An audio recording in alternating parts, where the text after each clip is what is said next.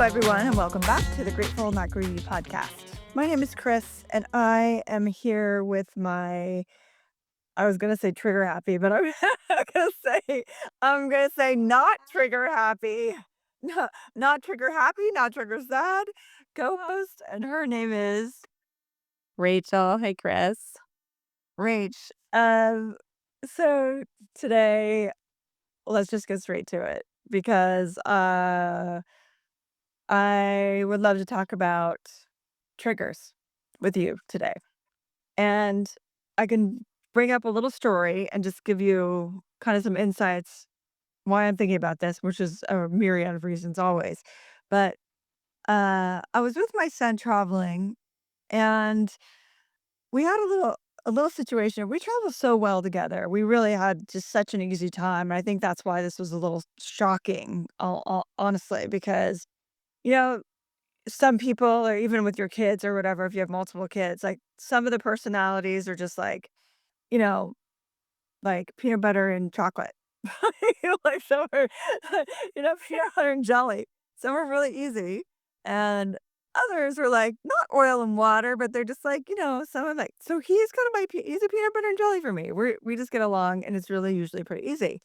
So then, we had this one instance where he was just, like, hanging up like, a wet swimsuit or whatever in the bathroom, and we were staying at this hotel that had, like, a marble all around the tub, like a marble surround all the way around the tub, so it had, like, I don't know what even that's called, like a cornice or something, like, like a header basically lined with marble, and then a marble thing around the tub and the whole like a surround. And so he goes to hang his suit up and he's standing on top of the tub and he goes up and he whacks his head on on the top of his head, which is the marble. So it's like he's got marble on his head. And I'm watching this and I'm watching and when you're kids, I don't care if he's 18, he still seems like he's, 8 months old to me, right? So Yeah. he hits his head on this marble and you hear it go whack, right? It wasn't like like yeah, I don't know, but it was hard, right? Head on marble, and you hear it just go thud, and I was like, "Oh," right? I did one of those, like the mom, "Oh, ooh, ah." Like, that really looked like it hurt, and then shoot, did he crack his head open or whatever, but really it was just like, "Oh, dang, that looked like it hurt," right? And he had a really surprising reaction, Rach, and it was like, "Don't do that. Don't do that. I hate it when you do that, or I hate it when people do that.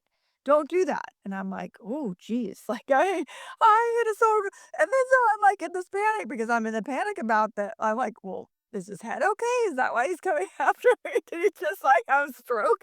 Like, what's going on? Mhm. Or, or is that something else?" And I was like, "Okay." I said, "Okay, like, I really, like, I'm not coming after you." And he's like, "Don't come after me. I hate it when people do that. Just like, don't make a big deal about it. It's not a big deal." Just on and on and on, right? I was like, "Okay, my this is my like earmark to kind of leave," right? I was like, "Okay, totally no, I'm not coming after you.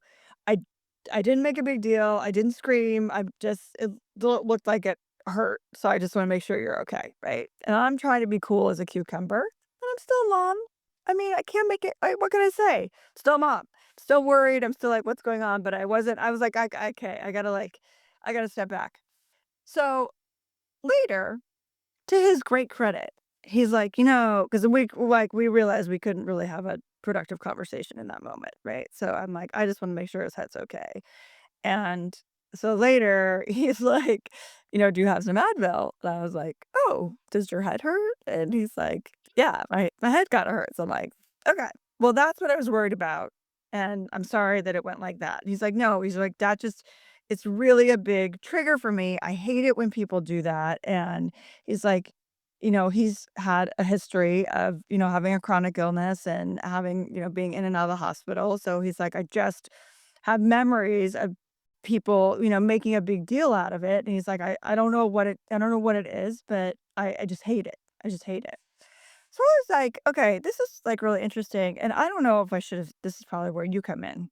I don't know if I should have said this or not, but I was like, well, that sounds like something that you can work on, or that you Mm. might want to look at because that's not gonna come that's gonna come from you, that's not gonna come from me, and people may or may not continue to do that in your life, and you don't wanna be the one who has no access of control when someone else is doing something or whatnot.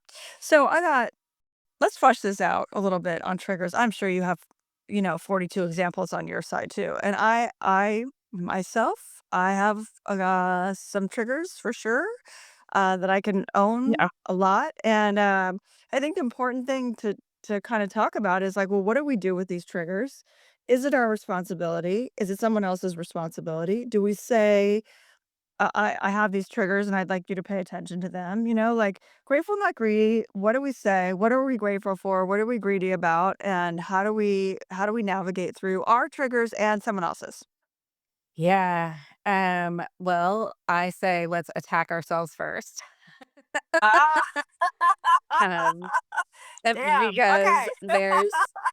yeah, uh, I'm all about like, let me look at myself first because I want to understand it so then I can look out at others and want to and try to understand them and understand that situation. But I feel like I learn a lot from taking the time to look in. And so for Yeah. me, it's funny you use this example about your son like hitting his head and before a couple weeks ago before I left town, my son was walking out to help me with something and it had been raining and he slipped on the stairs.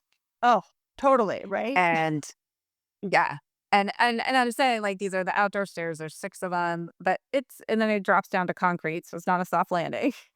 Right. And immediately my head goes, "He's getting ready to leave town. He's gotta wrestle." Like, oh my gosh, "Oh," and I was like, "Oh my gosh, are you okay? Are you okay? Like, what's" and he was like, "Settle down, mom. I've got this. Just leave." Oh, And I'm like, yeah. "Ah."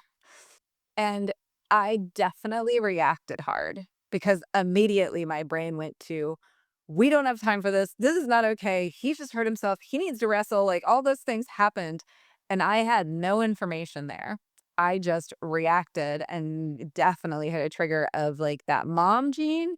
And then I also have this other piece that I know this is a trigger for me. When my son gets hurt and it's just me, his dad is not around. And his Right. dad was the one that always took care of the injuries because that's his training. And Right. when he gets injured with me, I get very worried because I'm worried I don't have the skills and the capacity to take care of him. And so I know Ooh, these are wow, mine, that's right? really that's helpful. I have the same thing, Rach, but in the reverse. I have the same thing because I'm like, well, I'm thinking about the 400 things that this could be and whether I need to take you to the emergency room, to urgent care, to sit you on my couch, to I mean, honestly, like I'm going through the same my Rolodex of skills the other way. So that's Yeah. just what happens. Of course, Yeah. when So someone gets hurt, my you thing, want to help. yes. Yeah. And, and that mom gene is a big one. And I don't know if we want to call the mom gene a little bit of a trigger Yeah, because the maybe it's reactions that. do not match the situation. Yeah, and I think but the But kids don't match it I give either, him a so lot. it's like both sides. True, but I'm gonna do take ownership of my my situation. Yeah, And the other thing, I mean, I could say like Dax could have said that, my son could have said that in a nicer way of being like, "Hey, mom, I'm okay. You don't need to," but he's like, "I got this. Leave." And I was just like, "Whoa." And on one hand, it slapped me out of it. It was like, poof. I'm like, okay, he just told me to leave. He asked for what he wanted. He's okay because if he was really in a bad place, like I think he would ask for help. Or he will when he realizes that he is in a bad place. And I need to follow this because he is 17 and he is like, this is what like the age, you have an 18-year-old, like like this is the totally. age that they have to start deciding, do I need help? Am I really injured? Am I not? So, I went back inside, closed the door, and I was just like breathing as slowly as I could and getting myself back to like, okay, he's fine. I'll check in with him later. Like clearly if he's like, up and able to finish what he started, like he's okay. But to know that my reaction is laced in these areas of fear, worry, trigger, all of that, know that they don't match the situation. And it's not my son's responsibility to take care of those. It's mine. It's not, his job to know my triggers and to be able to predict them or to modify his behavior. I mean, how could he modify falling, right? And same thing, like, Oh, yeah. right? Right. So that can't sit on him, that has to sit on me. And even though his reaction was strong, it was, it's probably a trigger. He doesn't wanna be babied anymore, right? Like, he doesn't wanna be in it. The reaction was, like, that full mama bear, like, "I'm gonna take care of you," which is really not what the age of our kids, they don't need any Yeah, more. that's not what we mean, but No. that's yeah, I could yeah. That kicks in, so, I mean, and I said earlier, I know that it plays into this part of, like, I am worried I don't have the skills and the knowledge to take care of him if he really gets hurt like his dad would, and, um, and that makes me nervous, and makes me race is triggering to me because I feel like I can't take care of him, and that is, like, not a good, comfortable situation. But realistically, when I step back from it, knowing these things is like, it's not my job, that's why we have people that take care like, that's why we have I was just places thinking the to take same care thing. of. I'm like, yeah, I mean, like the rest of the world, how many people know a doctor? How many people know like have Yeah. a nurse in the family or whatever? Most people in the world have to just like take their chances or call who they know or use a resource or whatever, right? Yeah, but for some reason, because that's not available now and I had it before, it is like, I've created that problem that doesn't need to exist, that trigger that doesn't need to Mhm. exist. Right. But, and this goes to that piece of, like, when we look at ourselves or when I look at myself and try and understand what triggers me, my goal is I don't want people to have to edit. I want people to be themselves. I want people to not walk on eggshells around me. I want them to express themselves and do all those things in kind, loving, caring ways, right? Yeah. um, but but I also, afterwards I said I was like that I reacted really strongly and I apologize like that wasn't that wasn't a helpful reaction and for you and I see that now and so I tell him that so I understand where my work is and what I'm working on, and then also not for him to be like, like, "Oh, I won't get hurt in the future," or something that's impossible. Yeah, Uh, exactly. but I do believe that that's, understanding that it's not his experience, it's not his thing to carry or own or edit or try and remember. But I will share with him how I recognize this is my area of work and growth. Because one, I can't change the situation of his dad not being around, and two, I also I need to realize that he is definitely capable, and he is gonna get hurt. Like, that's kind Yeah. of like what happens to our kids. Like, they fall down, they have to get back up, whatever that injury is. And I think that's kind of our work out here as moms being triggered, and then as, like, partners being triggered and friends being triggered, those are all fun ones to look at too. But, That's all so fun, right? I know. It's But so as you're saying it, I'm thinking, I'm reflecting on a couple of things that that come up for me is obviously the triggers. When I think of triggers, I there's the trauma piece, right? So I think we can just call that what it is, right? There's the trauma piece where maybe we have like an unhealed wound that's asking to be healed in that setup where it's like but sometimes those things hit us and they kind of even surprise us, right? With our reaction. We're like, whoa, what the heck was that? Like, where did that even come from? Who was that person who was just screaming at the top of their lungs? Who was that? I think sometimes that happens, right? It surprises you because it lives within you and it's not something that's on the surface, it's not something that you necessarily know of. But the other thing I'm also thinking about is, and that's like, to your point about, yeah, you got to dig deep. You got to kind of find out where these things come from and be ready to practice having a different response than the one that you are habitually coming to. And that's really what I want to get to is also in these things that we call triggers. My impression is a lot of times that they're so ingrained in us that they become habitual responses. Mhm. This is the way that we respond when that thing happens, whatever that thing is, something like that. And sometimes it's as simple, I think as parents, we all have there's things that your kids do, any of them do that kind of gets on you, like if my kids are do the things like if they have these little white lies, like kids like to white lie and like girls when they're like 9 and 10, it's just like a thing. It's like a phase they go through. And I remember all my mom friends were like, "Oh my God, is your little daughter lying?" And we're like, "Yep, sure is." Like that's just what's going on now. And it's a trigger for you because if you are a person who's, trying to be upstanding and we don't lie in our house and blah blah blah, you could make it a big deal. But really, it's just kind of like a passing phase and something that's going on. But that's the kind of the tricky part for me is, uncovering it as triggers, making sure that I'm not making someone else responsible, as you're saying, it's so well said. I want someone else I want people that I'm around and are my friends or my family or my partner. I want them to be living their best life in my presence, right? That's the goal. That is the goal, nothing less, right? So I don't want my presence to interfere with they're living whatever their best life is, right? So I think it's a kind of a double-edged sword when you get in these trigger situations because if you're the person who triggered, right? And we've talked about this before, the guilt that we have, or like the kind of like you either get defensive or you get guilty. And I would like just to get neutral. Like, that would be awesome if I could just not defensive, not guilty, just neutral. Just like, "Oh, that's something to have. Oh, I didn't realize that was a thing for you."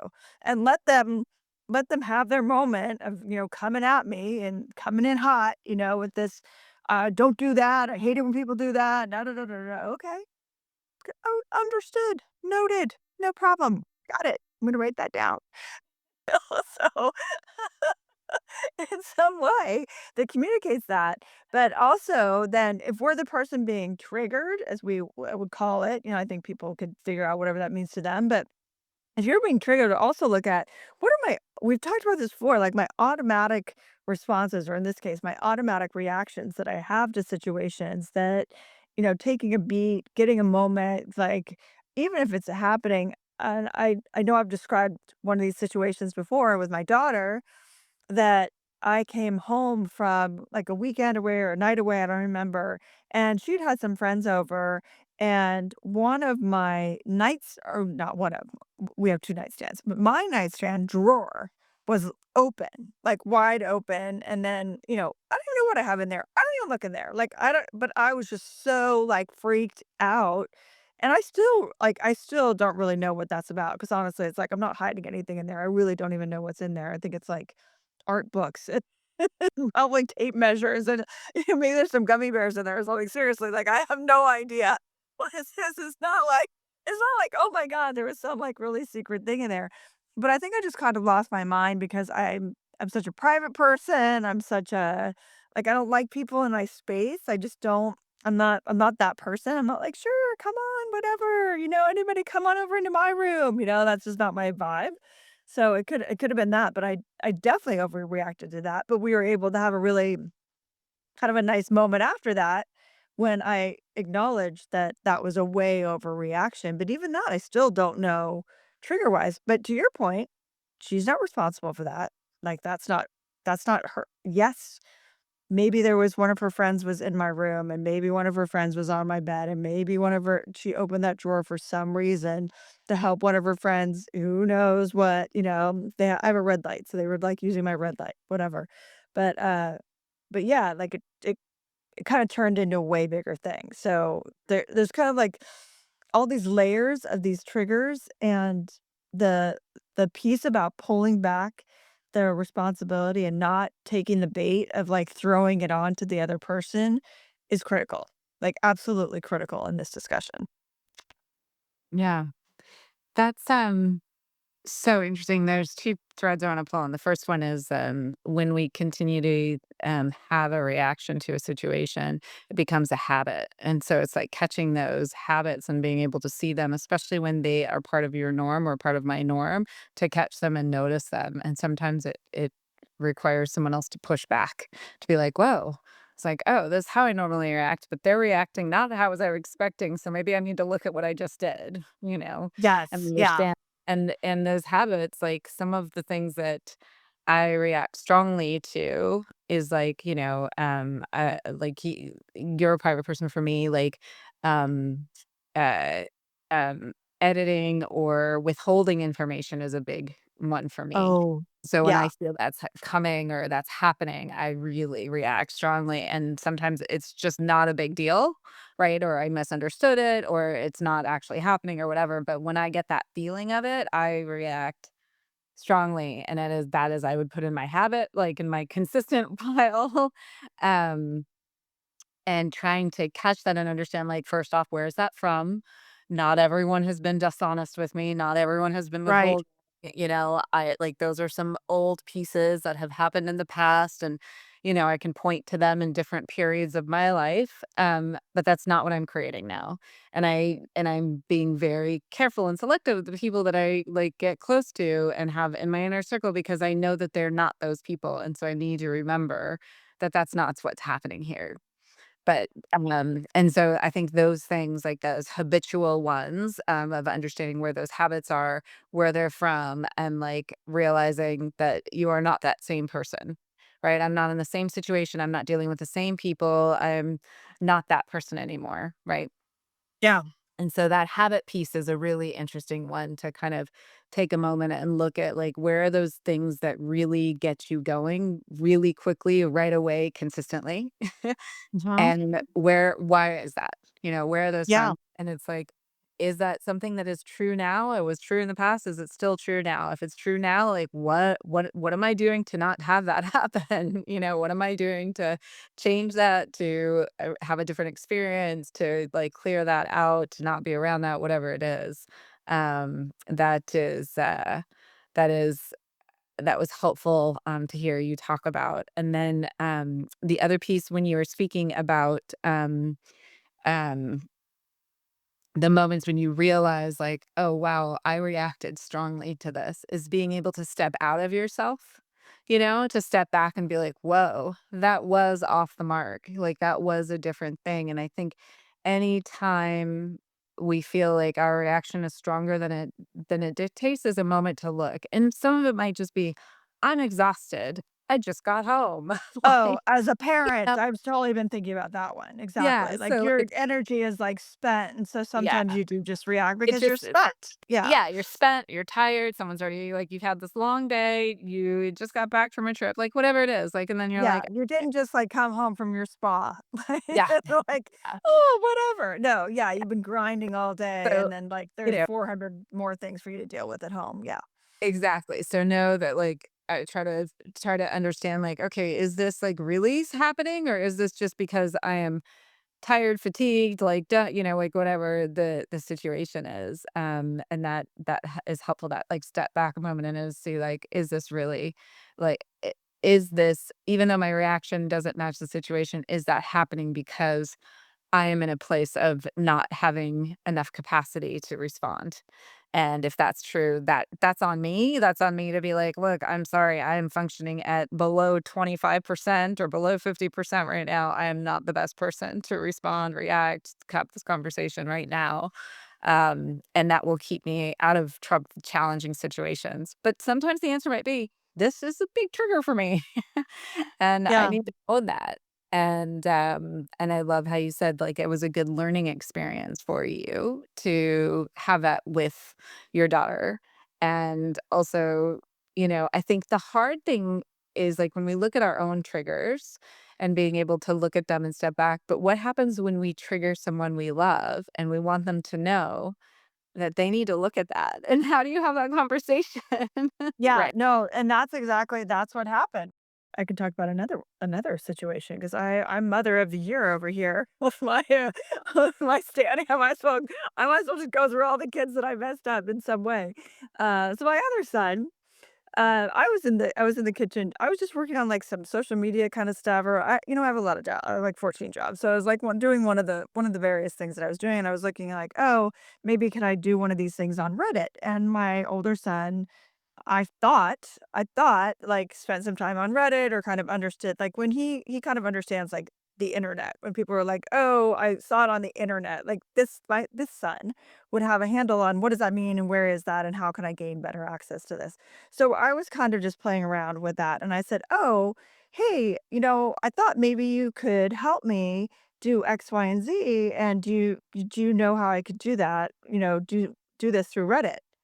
And he was like, "Well, what are you trying to do?" And I told him, he's like, "Well, you wouldn't do Reddit, don't do Reddit." And Reddit, da, da, da, he starts going on this whole diatribe about why I shouldn't be doing Reddit, da, da, da, da, da. I was like, okay, I really was just trying to, get some help with this particular problem. So if you have a solution to that problem, that would be great. Well, I just, don't think you should be doing Reddit, blah, blah, blah, blah, blah, blah, blah, blah, blah, blah. And basically, like the conversation is just, devolve. It's going down the drain, right? So I'm like, okay, there's no access point for me here whatsoever, like zero. And I'm just kind of sitting there trying to like not say anything more so that I could kinda get out of this situation, and, um, and then he kinda keeps coming after me, and then I say, like, "I just think we're at the point because he's like, "Well, you just what do you wanna solve, and why do you can't you do it this way, and what about this, and what about that?" I was like, "'Cause I don't know how to do that, and I don't have those skills, or I don't have this, or I don't have that kinda thing." And I was like, honestly, I just don't need to be continuing this conversation. I just wanted to ask you simply if you knew something about Reddit." Literally, I'm like, "Do you know something about Reddit? Yes or not? And yes or no? And since you don't think that I should be using Reddit, then I don't really have a reason to be in this conversation anymore." It's like, "Well, why do you need to be in this conversation?" It starts going on this whole thing, like, "Why don't I need to be in this conversation?" And I was like, "Look, know this conversation, it doesn't even matter, something, something." I forget what I said. I said something that just caused him to be like, "You always do that. You always say" like this kind of a thing. I'm like, "Oh my gosh," just sitting, when you're like sitting there eating cereal at the table and you think you're just eating cereal, but really like the crunches of your mouth, like whatever the heck you're doing is like has the other person going like insane. So I was basically, I might as well have been crunching cereal at the table. Whatever I was doing was just like not gonna work for him. He was like, had it. But then to his credit, he just went off, right? And then he stopped and he's like, "You know what this is?" He's like, "This is constantly my whole life basically being being looked at as being difficult." And I was like, "Oh, ding, ding, ding." Right? Because this is one of my many, but this is my son who's particularly precocious, extremely bright, very opinionated, and maybe he is difficult in for a lot of people that can't, manage him, and maybe that has truly been his experience. I don't know, I'm not him, but that was coming at me because I was trying to get a solution to the problem and he was trying to solve a different problem that I didn't have. Like it was one of these kind of like ping pong, like where's Waldo, right? Like what is going on? But interesting that to your point, like when he could identify, it's way better than me having to say like, "Hey, wait a minute. Let's take a look at that right now. What might that be that's, coming up for you so strongly?" But I think if we allow it to come, just like literally every kid has had that same conversation. We're just using kids as an example, probably because they're more coachable in this moment. But to say like, "Oh, you know what this is?" His was having the sense of being, perceived as difficult. My other son was having the sense of being perceived as being fragile. He used those words when he described his experience. My other daughter, her experience was that I didn't trust her, and like that was like super triggering, right? So I think if we can, let it flow through rather than trying to, because I think the other thing, Rach, is that do I want someone coming to me and saying, "Hey, I think you need to look," other than you? Literally, I think there's probably like three people on the planet that'd be like, "Yeah, I could hear, I will have the hearing for this coming from Rachel. I will have the hearing coming for this, maybe for a couple other friends. But the rest of the world, no." Yeah. Sure. No, no, thank you.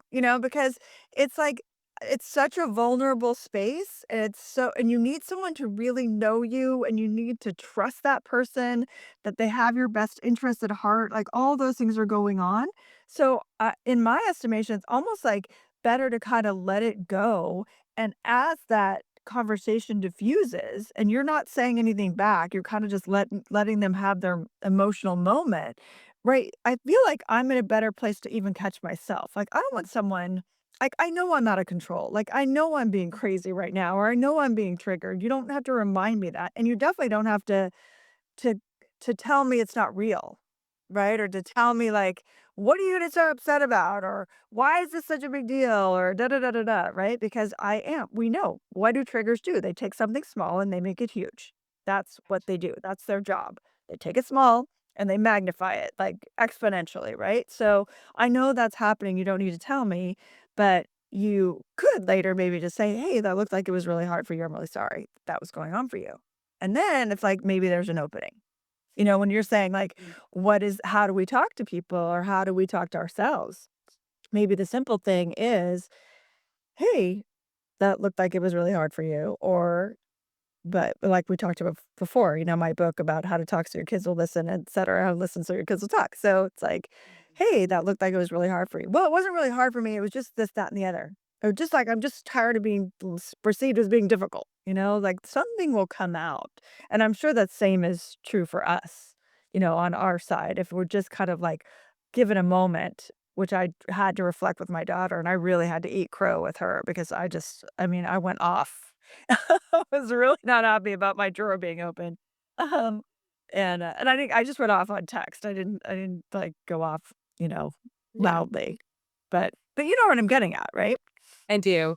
I do, and I think, the I mean, what I applaud you on is, like, when someone comes back at me, sometimes I just am like, "Whoa, don't talk to me that way," and maybe I just need to let them talk to get to their place. Because if I dampen it, right, if I try to put the fire out, they're not gonna get there. What you didn't do They're is you not didn't. gonna get there, and it's not about you from the beginning. Right, So why do you have to defend it, or why do you have to say this dampen it. is it, Yeah. right? Well, and it's not for me. Here's my trigger. I don't like to be like yelled at, like or get people get angry. Like I'm like, nope, that's not for me. I don't like to be treated that way. But then I'm like, in the situation, I look around and I'm like, "I'm safe. This person's not gonna hurt me." Like, really, there's not a lot of danger here. And that's an old wound, and that one will I know that's an old trigger for me. So I'm clear Mhm. on that one. So I know when I feel it and I'm like, "Yep." I look around, I'm like, "I am safe. There's this person's not here to hurt me. They are expressing their emotion."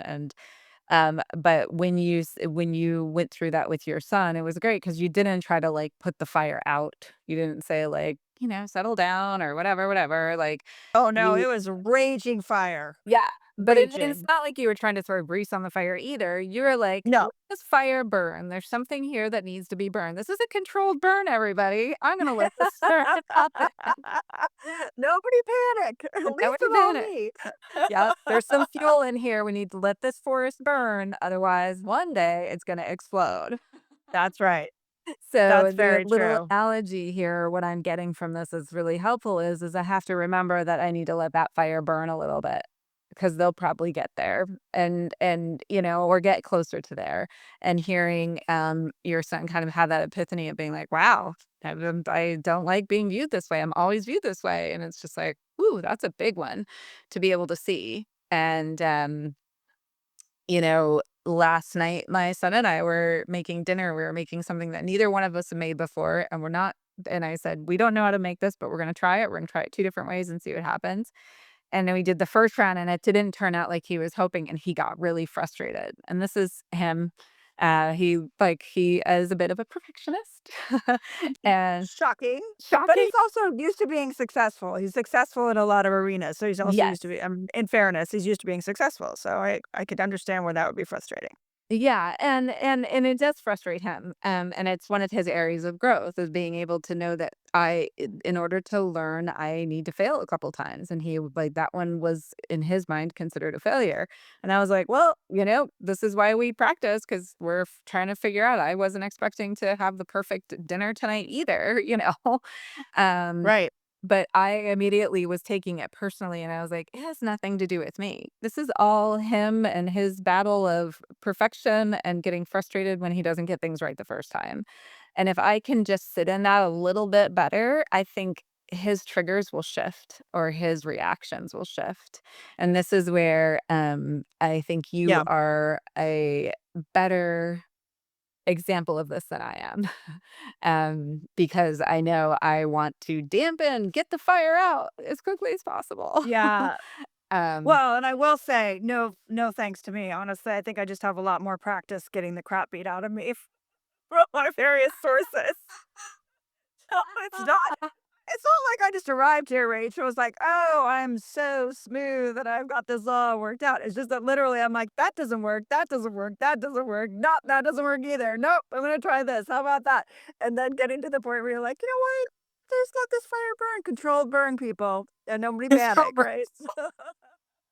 it's like I feel you. But it is true. It is true because mine, when you were saying your trigger, my trigger is people reinventing my reality or telling me something, characterizing me in a way that I know is not true because guess who's living my life? I am, and I have verifiable, reliable sources like you or like other, people I know that I'm very close to that I can go to and say, "Hey, is this me?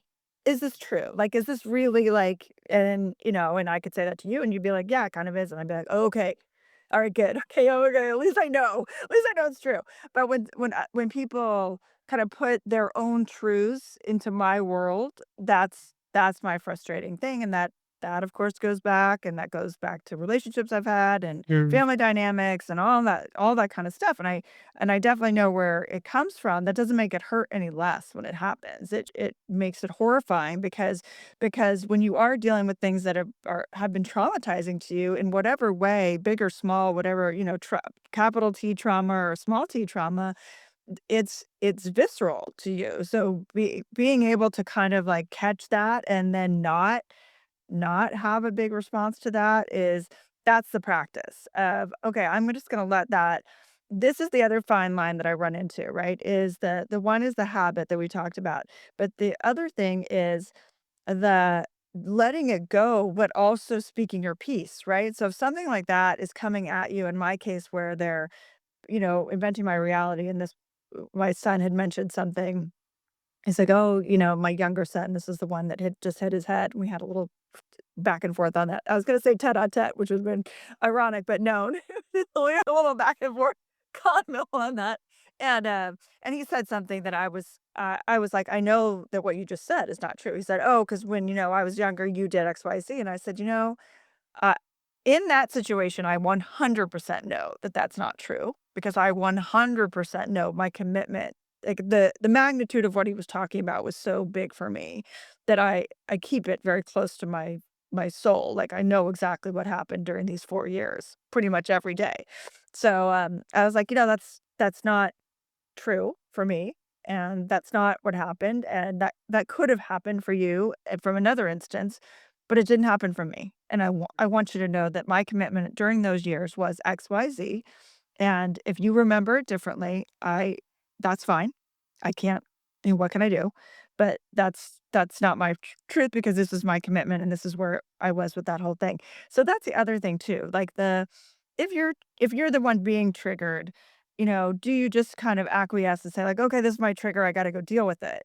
Or do you get in there a little bit and just kind of depending what your trigger is, right? Like if your trigger is taking it personally, like, okay, maybe don't take it personally. But if it's getting at right at something that you're trying to solve, like the way that you get your healing is by being heard and using your voice or whatever, what have you, then I think it also is a little tricky and a little slippery.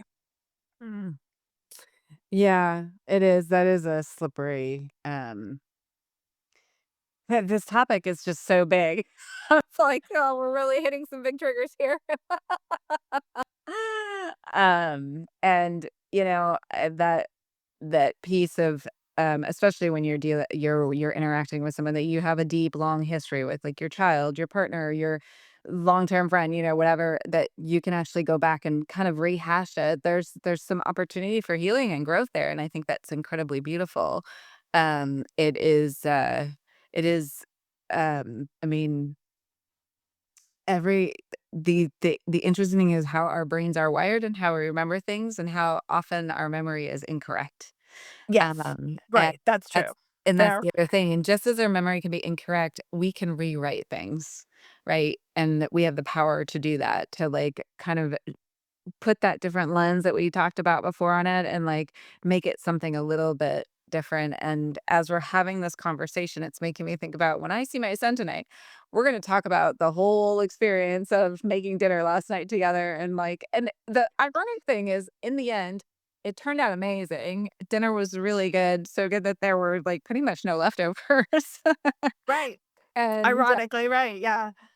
and that's where you know that you hit something because it didn't match the situation, right? Like, it Right. definitely didn't match the situation, and so I think there's something for me to not tell him about himself, but for me to sit down Right. and say, "I could have handled this better, and I know this about me, and I am working on this. So I I think it's apologize." also, Rach, to since it's I'm just reflecting on your situation because I have the same thing with my son, is that we could both go to them and say, "Hey, how do you think I could have handled that better? Like, what would have made that Yeah. situation less charged? Is there something or not? And if they give you something outlandish, then fine. But if they give you something like, well, you have a tendency to XYZ, I'd be like, oh, I probably do. Or, when we get together like that, or you do that, or, I don't know, maybe your son might say like, hey, just let me have my moment. And my son might say, well, like, don't dismiss me. Don't make me seem like I'm being difficult, right? Whatever it is. And like that has value too, I think, in that situation. Yeah, you're right. You're right. Because that's like the and in this, especially when you're talking about kids, is this is a learning and growing opportunity, not just for us, but for them to watch, have them see us model something that they can then take on later or, Because it's try hard. to It's hard and very few people do it, and we even just talked about this. We talked about a couple weeks ago about taking coaching and guidance and asking for right, not just saying like, "Hey, can you give me a reference or can you give me some referrals?" It's like, "Oh, what getting guidance," and now here we are with the chance to kinda take a little spoon of our own medicine Yeah, and exactly. ask for it. And Yeah. ask for it. And, like and the other thing is even with, like, a dear friend, family members, partners, whatever, like, you wanna model to them too, like, just as much as we Yes. model to our kids, because we are all learning, growing, evolving, changing, all of the things, and imagine if we all could grow, learn, and evolve past our triggers, like, wouldn't that be amazing? Yeah, and I think, Rach, what you were saying is so important in terms of like the why, like why do we care here is the emotional regulation and the mood stabilization that comes from understanding your triggers, understanding what's going on for someone else when they're triggered, and understanding that that's not a personal attack on you and you don't have to get all in the weeds with that whole conversation. And also understand when it's happening to you, what it is, so that like I said before, I don't want to be the one who's like going off, crazy at the airport and like, this flight needs to go. I can't believe you've canceled me or you lost my bags. It's like, you know what? Your bags are lost. It is what it is. What are you going to do about it? Nothing. And so how are we going to do it? Because the real impact to us with these triggers is, in my estimation, it's a lot of just your mental health and your stability and your mood regulation and your ability to keep yourself almost in a decent mood, which we all know it's not their stress that is the problem, it's your response to the stress that is the impact for your health. So how is your response going to be to this trigger stress, and how are we gonna make that more neutral in the way that we approach it? Well, and, to follow up on that, when you're being triggered, you can't it's very hard. It's almost impossible to be able to do the work in the middle of that, right? And so when you're in trigger, trigger, trigger, like that keeps happening, you end up in this cycle where you don't have the moments to step back. You don't have the time, you don't have the awareness because you're in fight flight mode, right? You're in that place of Good point. like, I can't look, I can't see, I can't have insight into me. And so that's where it lies upon us as our responsibility to realize these things so we know that when we're in it, we have to get ourselves if it happens, like, how quickly can we move out of it so then we can actually do the repair. So then we can actually understand it, and then, like, identify it and, like, move through it, and then see, like, how can that be different the next time, and what can that look like and feel like, because it's gonna happen, and the amazing thing about this is as we live, the reason a new trigger happens is because 'cause we're in a new situation.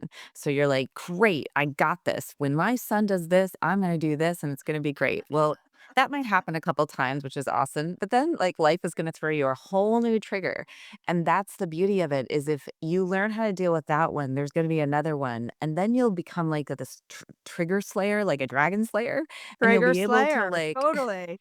you'll be Yes. able to, like, like, slay these new ones that come up because that's what happens, and in such efficiency and in such grace that allows you to just, like, almost, like, not even, like, you know, like, mess up your hair. Like, you're just like, "Phew, okay, next, please," you know? Yeah, no, I love And, that.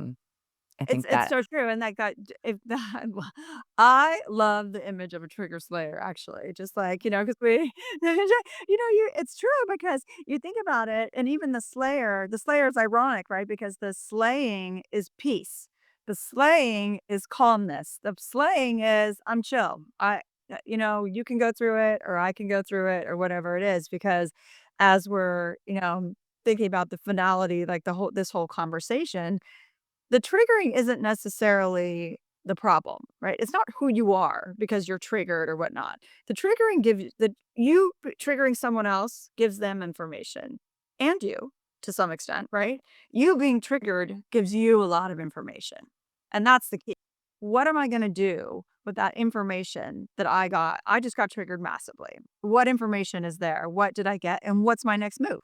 What do I want to do with that information? To your point, because I can be aware and I'm not like, in fight or flight mode, because I can just be active in this pursuit, then I can say, oh, that's interesting, curious.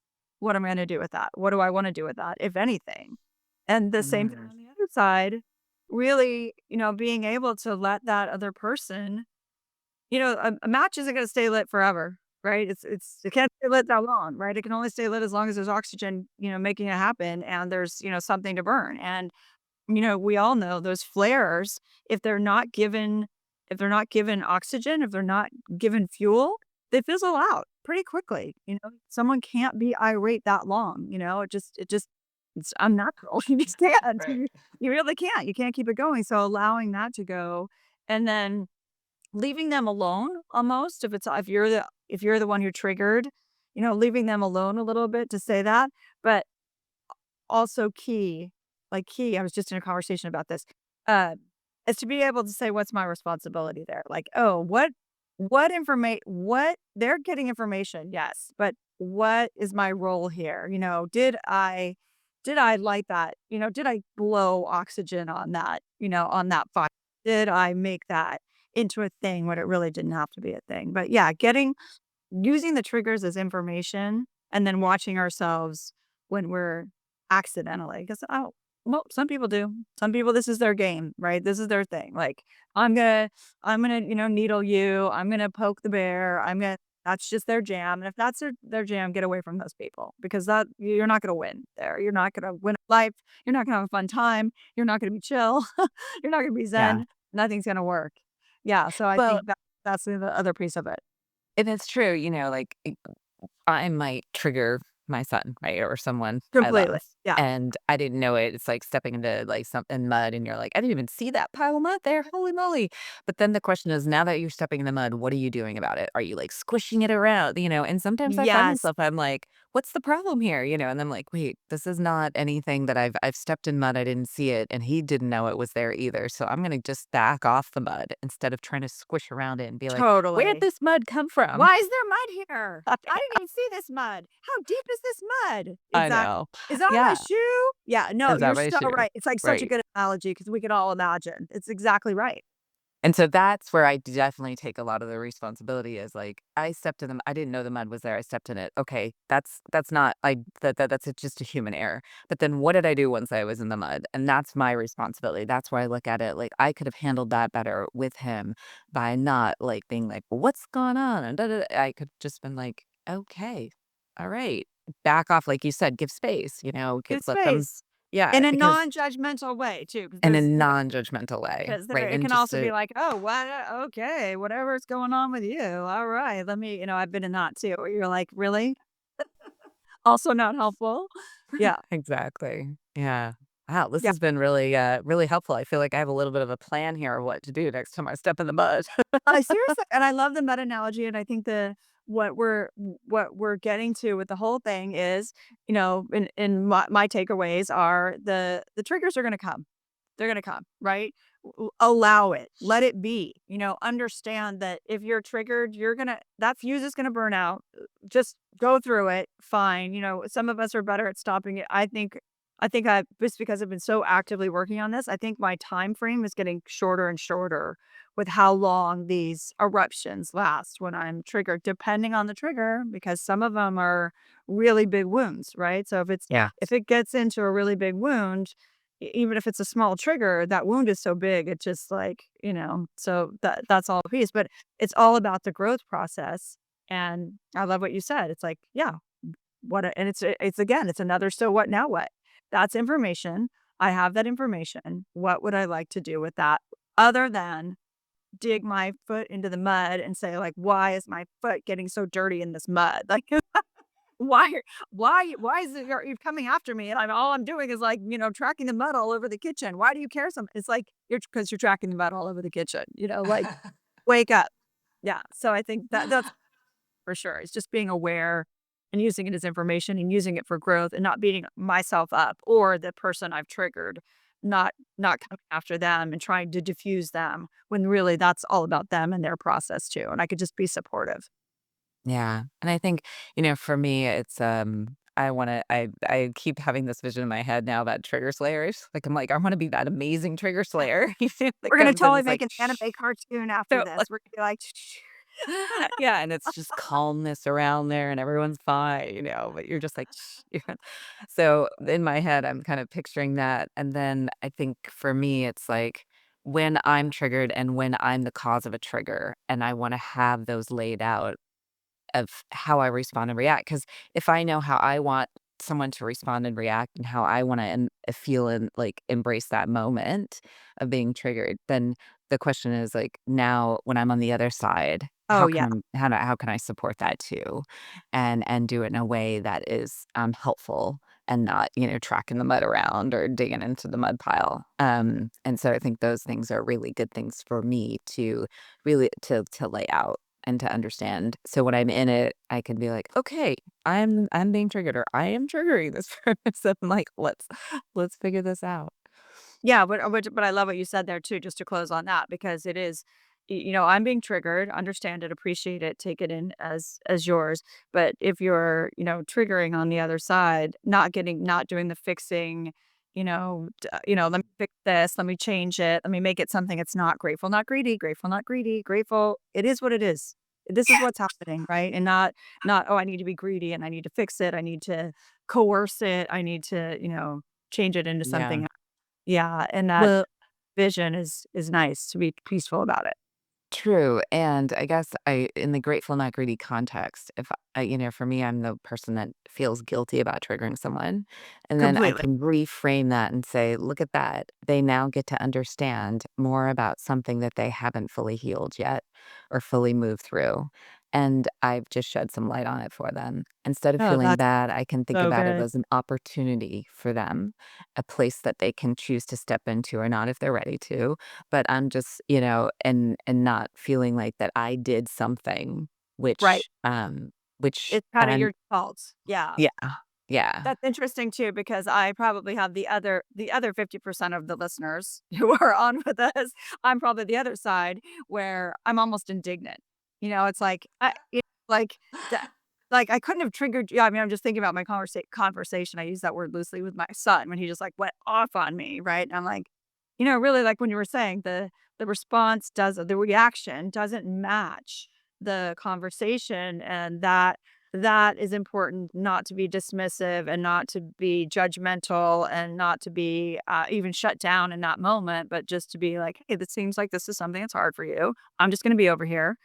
Let me know what you need. I'm here. I'm chilling. I'm doing my best not to track this mud around the kitchen, for sure. And it's just interesting because I think we can all look at it in self-awareness and say, we talked about that in the beginning, like habitually, what is my response to either being triggered or triggering someone? And there's a lot of room for growth and flexibility in all of that. So thank you, Rach. Absolutely. It's been Thank you for very exceedingly helpful. I love and it. non-triggering. And non-triggering. In fact, it's almost like, yeah, we're doing the trigger slang. I almost feel like, empowered. I do. I feel empowered and emboldened really I just feel like I have a much better handle on being able yeah, I can think about the situations I've had even the last couple weeks. I'm like, you know what? I have better access to handling those situations even after having this, seemingly simple little podcast here, I have better access to that. And this, again, I think it's important to remind all of ourselves, right? It it's a practice. It's It a is. practice. Not one podcast and I'm solved, not one Yeah. podcast and I'm like, I'm cured, trigger, slayer, done, check, get out my Halloween costume. I'm like ready to go. Doesn't work like that, right? We just constantly have to remind ourselves and practice, practice, practice in daily life, just like a foreign language, just like, playing a sport, playing an instrument. It's all about just the daily of it. So I appreciate you for hanging in there with me and for keeping me in check. Also, Oh, that's well, helpful. thank you. I feel like you keep me in check too. That's helpful. You need a trigger slayer partner in this whole pursuit. You do. So, yes, with that, this has been, is, and forever will be the Grateful Not Greedy podcast.